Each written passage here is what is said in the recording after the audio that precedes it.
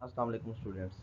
आज हम क्लास 9 का फ़िज़िक्स का कोर्स स्टार्ट करने जा रहे हैं, जिसमें फ़िज़िक्स का सबसे पहला चैप्टर है फ़िज़िकल क्वांटिटीज़ एंड मेजरमेंट।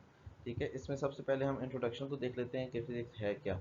उससे भी पहले अगर हम देखें तो इंसान जो है हमेशा नेचर को ऑब्ज़र्व करने की कोशिश करता है। उसे नेचर के सीक्रेट्स जानने की तमन्ना होती है। हर टाइम वो उसके अंदर ट्रूथ्स और रियलिटीज़ को ढूंढता है।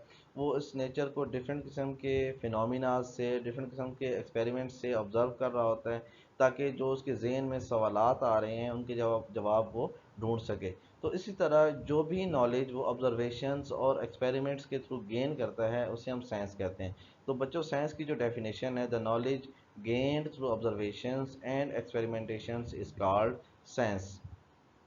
डिफरेंट जो एस्पेक्ट्स थे मटेरियल ऑब्जेक्ट्स के, उनको एक ही सब्जेक्ट के अंदर स्टडी किया जाता था, जिसको हम कहते थे नेचुरल फ़िलासफ़ी। ठीक है। जैसे जैसे नॉलेज बढ़ता गया, इसको दो मेन स्ट्रीम्स के अंदर डिवाइड किया गया।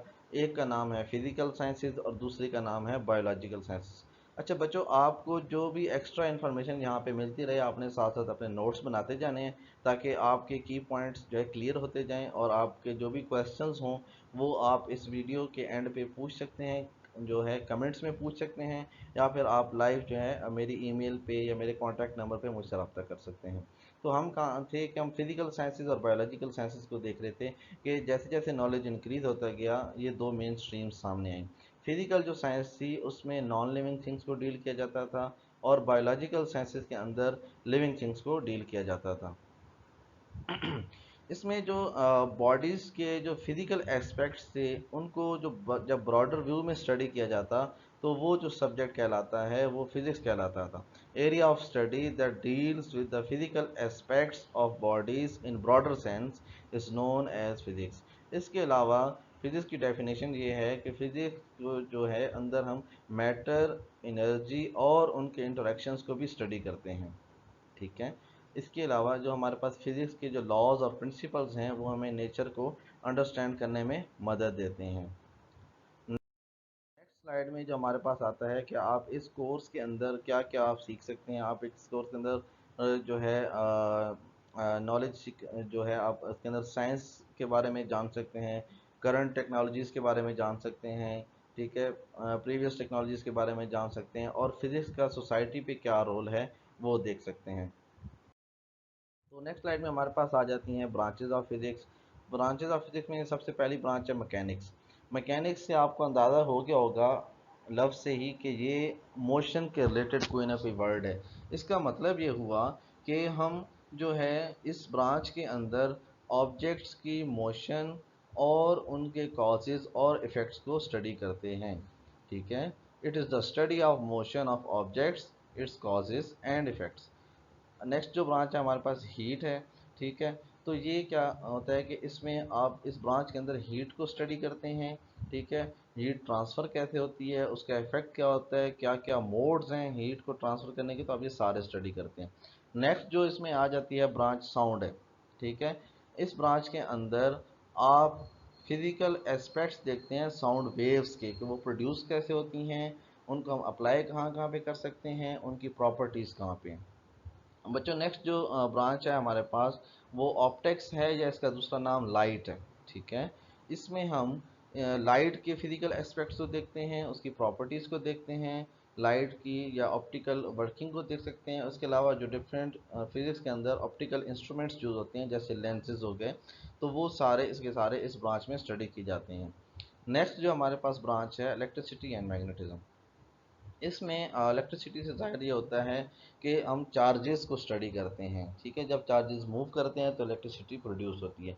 इट मींस कि this branch deals with the study of charges at rest and in motion, और उसके बाद उनका जो इफ़ेक्ट होता है और उनका जो मैग्नेटिज्म के साथ जो रिलेशनशिप है उसको हम स्टडी करते हैं। नेक्स्ट जो हमारे पास है एटॉमिक फिजिक्स।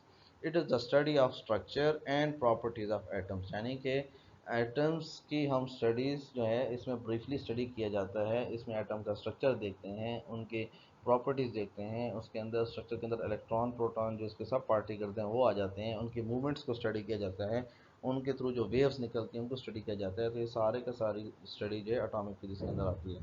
नेक्स्ट जो हमारे पास है न्यूक्लियर फिजिक्स। अब एटम के अंदर एक पार्टिकल होता है न्यूक्लियस, ठीक है। तो इसमें जब आप न्यूक्लियस का बिहेवियर या उसकी प्रॉपर्टीज़ को स्टडी कर रहे होते हैं या उसके अंदर जो पार्टिकल्स होते हैं उसको हम कहते हैं न्यूक्लियर फिजिक्स। नेक्स्ट जो हमारे पास ब्रांच है बच्चों वो है प्लाज्मा फिजिक्स। प्लाज्मा फिजिक्स सबसे पहले तो मैटर की एक स्टेट होती है प्लाज्मा, जब इसको आम अल्फाज में कहते हैं मादे की बिगड़ी हुई हालत को प्लाज्मा कहते हैं, यानी कि ionic state of matter is called plasma. फिर जब आप इसकी प्रोडक्शन, इसकी प्रॉपर्टीज़ को स्टडी करते हैं तो इसको हम कहते हैं प्लाज्मा, ठीक है। नेक्स्ट है हमारे पास जियो फिजिक्स।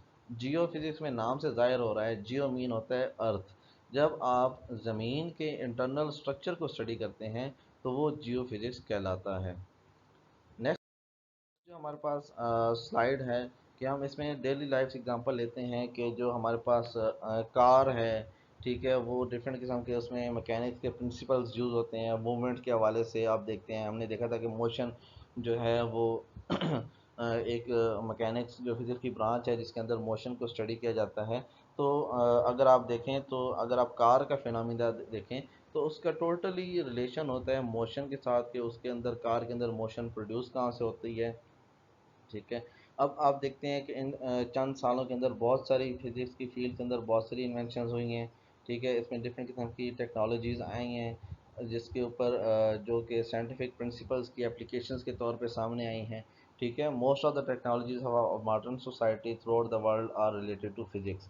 बहुत सारी चीज़ें रिलेटेड टू फिजिक्स हैं, जैसे कि इलेक्ट्रॉनिक्स का आप कोई पोर्शन उठा लें तो वो फिजिक्स के रिलेटेड आ जाता है। इस तरह मल्टीपल चीज़ें हैं। अगर आप देखें, अगर आपके घर में रेफ्रिजरेटर्स हैं जो कि सबके घर में होते हैं मोस्टली, तो उसके अंदर जो प्रिंसिपल यूज़ होता है, ठीक है, वो थर्मोडायनामिक्स के प्रिंसिपल्स यूज़ होते हैं, ठीक है मेरे बच्चों।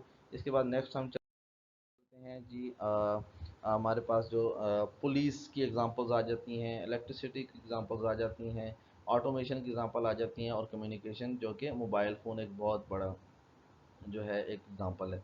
अब हम ये देखते हैं कि हमारे जो पुलिस हैं उन्होंने हमारी ज़िंदगी कैसे आसान की फिज़िक्स के थ्रू। कि हमने देखा था कि हम पहले हैवी लोड उठाने के लिए कोई ऐसी जो है इजाज़ नहीं हुई थी, फिर पुलिस इजाज़ हुई तो उनसे हैवी लोड्स को बहुत ज़्यादा आसानी से उठाया जा सकता है। अब उसकी मॉडर्न फार्म है, ठीक है, डिफरेंट किस्म की। इसी तरह इलेक्ट्रिसिटी जो है वो सिर्फ़ और सिर्फ उससे आप लाइट या हीट नहीं ले सकते, बल्कि आप इलेक्ट्रिसिटी से मैकेनिकल जो है एनर्जी ले सकते हैं। जिस तरह मसलन अगर आपका पंखा चल रहा है तो वो इलेक्ट्रिसिटी की बेस पे चल रहा है, ठीक है। इस तरह इलेक्ट्रिक मोटर्स हैं, आप उससे मोशन करवाते हैं। इसी तरह ढेरों एग्जांपल्स होती हैं। ऑटोमेशन की फील्ड में आ जाएं तो कार हैं, एरोप्लेन्स हैं, ठीक है। इसके अलावा डोमेस्टिक अप्लाइंसेस आ जाती हैं, air condition, refrigerators, vacuum cleaners, washing machines, microwave wave ovens etcetera. तो ये सारी की सारी जो है ये डेली लाइफ की एग्जांपल्स हैं, ठीक है। इसके अलावा कम्युनिकेशन में अगर आप आ जाएं तो इसके अंदर सबसे जो मेजर एग्जांपल जो आजकल बच्चे बच्चे के हाथ में होते हैं, मोबाइल फ़ोन, टैबलेट्स, ठीक है। ये सारी की सारी टेक्नोलॉजी का ये सारी जो है फिज़िक्स की एग्जांपल्स हैं। फिज़िक्स की जो नई नई इन्वेंशंस हुई थी तो वहाँ से ये चीज़ें सामने आई हैं। ओके, नेक्स्ट जो हमारे पास स्लाइड है कि फिज़िक्स या साइंस की इन्वेंशन से जो हार्म्स प्रोड्यूस हुए हैं, हार्म्स कैसे प्रोड्यूस हुए हैं कि साइंटिफिक इन्वेंशंस की वजह से जो डिस्ट्रक्शन हुई है सीरियस नेचर को, यानी कि एनवायरमेंटल पोल्यूशन एक बहुत बड़ा फैक्टर है।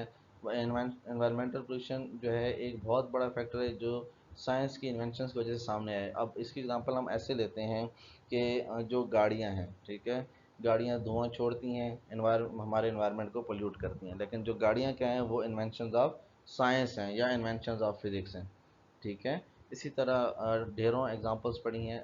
डेडली वेपन्स हो गए, ठीक है, वेपन्स जितने भी हैं उसकी तरह उसकी वजह से हार्मफुल इफ़ेक्ट होता है नेचर के ऊपर, या वो हार्मफुल कॉज हो सकते हैं अगर उनका आप रॉन्ग यूज़ करते हैं। तो बेसिकली वेपन्स हैं तो जो है ना इन्वेंशंस ऑफ साइंसिस। नेक्स्ट जो आप देख रहे हैं स्लाइड के अंदर कि जो विंड टर्बाइंस होती हैं, ठीक है, वो क्या करती हैं कि पोल्यूशन फ्री इलेक्ट्रिसिटी प्रोड्यूस करती हैं। कैसे? जब हवाएं चलती हैं तो ये आपको जो नज़र आ रही हैं टर्बाइंस, ये चलती हैं, टर्बाइन चलने से अब बिजली प्रोड्यूस होती है।